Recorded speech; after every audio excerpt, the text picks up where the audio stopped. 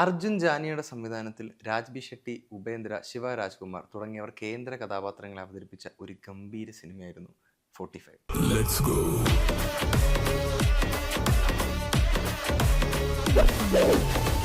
Cinema ഇറങ്ങുന്നതിന് മുൻപ് തന്നെ സിനിമയുടെ കാസ്റ്റ് വെളിപ്പെടുത്തിക്കൊണ്ട് അല്ലെങ്കിൽ ഈ മുൻനിര കാസ്റ്റുകളെ കാണിച്ചുകൊണ്ടുള്ള ഒരു ട്രെയിലർ പുറത്തുവിട്ടിട്ടുണ്ടായിരുന്നു. അതും ഗംഭീര റിയാക്ഷൻസ് ആയിരുന്നു പ്രേക്ഷകരിൽ നിന്ന് ലഭിച്ചിരുന്നത്. 45നെ പറ്റി സംസാരിക്കുകയാണെങ്കിൽ ഇത് ഒരു വേറെ യൂണിവേഴ്സാണ്.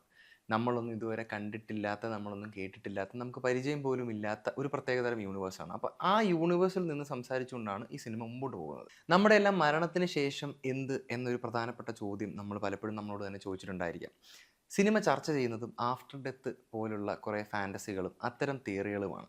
ഈ തിയറികളെല്ലാം റിവീൽ ചെയ്യുന്ന രീതിയിലും അല്ലെങ്കിൽ ഈ സിനിമയുടെ ഈ യൂണിവേഴ്സിനകത്ത് നിന്നുകൊണ്ട് ഈ തിയറികളിലും ഈ ക്വസ്റ്റ്യൻസിനെല്ലാം ആൻസർ പറയുന്ന രീതിയിലാണ് സിനിമ മുമ്പോട്ട് പോകുന്നത്. സിനിമ ഇത്തരം ഫാൻറ്റസികളോ തിയറികളോ മാത്രമല്ല മുൻപോട്ട് വെക്കുന്നത്. നമുക്ക് നിസ്സാരമെന്ന് തോന്നുന്ന എന്നാൽ അത്രത്തോളം ഗൗരവമാർന്ന കാര്യങ്ങൾ ഏതെല്ലാം ആണ് എന്നതും സിനിമ ചർച്ച ചെയ്യുന്നുണ്ട്. പറഞ്ഞു വരുമ്പോൾ ഒരു യൂഷ്വൽ കന്നഡ സിനിമയല്ല നമുക്ക് മുൻപിൽ 45 തുറന്നു വെക്കുന്നത്. നമ്മളെ ഒരുപാട് ചിന്തിപ്പിക്കാനും ശേഷം കുറേ ഓർമ്മപ്പെടുത്തലുകളുമായിട്ടുള്ള ഒരു സിനിമയാണ് 45. സിനിമയിലെ കഥാപാത്രങ്ങളിലേക്ക് വരുവാണെങ്കിൽ രാജ് ബി ഷെട്ടി വിനയ് എന്ന കഥാപാത്രത്തെയാണ് അവതരിപ്പിക്കുന്നത്. ഒരു സാധാരണ ജീവിതം നയിച്ചുകൊണ്ട് പോകുന്ന ഒരു ടെക്കി കഥാപാത്രമാണ് അദ്ദേഹത്തിൻ്റെ. പ്രത്യേകിച്ച് ഭയങ്കര ട്വിസ്റ്റുകളോ ടേണുകളോ ഒന്നും ഇല്ലാത്ത ഒരു സാധാരണ ജീവിതം നയിച്ചുകൊണ്ട് പോകുന്ന ഒരു കഥാപാത്രമാണ് അദ്ദേഹത്തിൻ്റെ. അങ്ങനെ ഒരു സാധാരണ ജീവിതം നയിച്ചുകൊണ്ട് പോകുന്നതിൻ്റെ ഇടയിൽ അദ്ദേഹത്തിൻ്റെ കയ്യിൽ നിന്നുണ്ടാകുന്ന ഒരു ചെറിയ തെറ്റ് മൂലമാണ് സിനിമയിൽ വലിയൊരു വഴിത്തിരിവുണ്ടാകുന്നത്. ആ ഒരു തെറ്റും അതിനുള്ള പ്രായശ്ചിത്തവും എല്ലാമാണ് ഏകദേശം സിനിമ സംസാരിച്ചു കൊണ്ടുപോകുന്നത്. ഞാൻ നേരത്തെ പറഞ്ഞതുപോലെ തന്നെ നമുക്കെല്ലാം അത്ര ഗൗരവമല്ല എന്ന് തോന്നുന്ന, വളരെ ചെറുത് അല്ലെങ്കിൽ നിസ്സാരം എന്ന് തോന്നുന്ന ഒരു തെറ്റാണ് സിനിമയിൽ ചൂണ്ടിക്കാട്ടുന്നത്. പക്ഷേ അതിൻ്റെ ഗൗരവം എത്രത്തോളം ഉണ്ട് എന്ന് ഈ സിനിമ വീണ്ടും നമ്മളെ ഓർമ്മിപ്പിക്കും. അങ്ങനെ രാജ് ബി ഷെട്ടിയുടെ ലൈഫിൽ നടക്കുന്ന ഈ ഒരു ചെറിയ നിസ്സാരമായിട്ടുള്ള കാര്യം മൂലം ആണ് ഈ സിനിമയിലെ പ്രധാനപ്പെട്ട മറ്റൊരു കഥാപാത്രത്തെ നമുക്ക് മുൻപിൽ അവതരിപ്പിക്കുന്നത്. അതായത് ഉപേന്ദ്രയുടെ രായപ്പൻ എന്ന കഥാപാത്രം. ഉപേന്ദ്രയുടെ ഈ രായപ്പൻ എന്ന കഥാപാത്രത്തിൻ്റെ അദ്ദേഹത്തെ ചുറ്റിപ്പറ്റി നിൽക്കുന്ന ആളുകളും അദ്ദേഹത്തിൻ്റെ വേഷവിധാനങ്ങളും അദ്ദേഹത്തിന് കൊടുത്തിരിക്കുന്ന കുറേ റെഫറൻസുകളും അദ്ദേഹം ഉപയോഗിക്കുന്ന വാഹനങ്ങളെല്ലാം കാണുമ്പോൾ തന്നെ അദ്ദേഹത്തിന് കൊടുത്തിരിക്കുന്ന ക്യാരക്ടർ എന്താണ് എന്ന് നമുക്ക് കൃത്യമായിട്ട് മനസ്സിലാവും. കാരണം അത്രയും ക്ലിയർ ആയിട്ടും വ്യക്തമായിട്ടുള്ള റെഫറൻസുകളാണ് കൊടുത്തതെന്ന് എനിക്ക് തോന്നുന്നുണ്ട്. അങ്ങനെ രാജ് ബി ഷെട്ടിയും ഉപേന്ദ്രയും ഏറ്റുമുട്ടുന്നു. രാജ് ബി ഷെട്ടിക്ക് ഇനി ജീവിക്കാൻ വെറും 45 ദിവസം മാത്രമേ ഉള്ളൂ എന്ന് ഉപേന്ദ്ര പറയുന്നു. അങ്ങനെയാണ് ഈ സിനിമയുടെ ടൈറ്റിലായിട്ടുള്ള 45 എന്ന ആ ഒരു പേര് വന്നിരിക്കുന്നത്. ഇവർ തമ്മിൽ ഇങ്ങനെ ഏറ്റുമുട്ടി സിനിമയെ കുറെ കൂടെ സഞ്ചരിച്ച് കഴിയുമ്പോഴാണ് സിനിമയുടെ ഒരു ഇൻ്റർവെൽ ഭാഗമായിട്ട് നമുക്ക് ശിവ രാജ്കുമാറിനെ പരിചയപ്പെടുത്തുന്നത്. ശിവ രാജ്കുമാറിൻ്റെ ആ ഒരു അപ്പിയറൻസും അദ്ദേഹത്തിൻ്റെ ആ ഒരു ഡ്രസ് കോഡും ഒരു ഓറയും ആ ഒരു കളർ പാറ്റേണും എല്ലാം കാണുമ്പോൾ തന്നെ അദ്ദേഹത്തിന് ഈ സിനിമയിൽ കൊടുത്തിരിക്കുന്ന വേഷം എന്താണ്, അദ്ദേഹത്തിൻ്റെ കഥാപാത്രത്തിൻ്റെ പ്രാധാന്യം എത്രത്തോളം ഉണ്ട് എന്ന് നമുക്ക് കൃത്യമായിട്ട് മനസ്സിലാകും. ശിവ രാജ്കുമാറിൻ്റെ മുമ്പുള്ള സിനിമകൾ കണ്ടിട്ടുള്ളവർക്ക് എല്ലാവർക്കും മനസ്സിലാകും. അതായത് അദ്ദേഹത്തിന് സ്വന്തമായിട്ടുള്ള ഒരു സ്വാഗ് ഉണ്ട്, ഒരു ചെറിയൊരു പാറ്റേൺ ഉണ്ട്, അല്ലെങ്കിൽ ഒരു ഭയങ്കര കൂൾ ആയിട്ടുള്ള ഒരു വ്യക്തിയാണ്.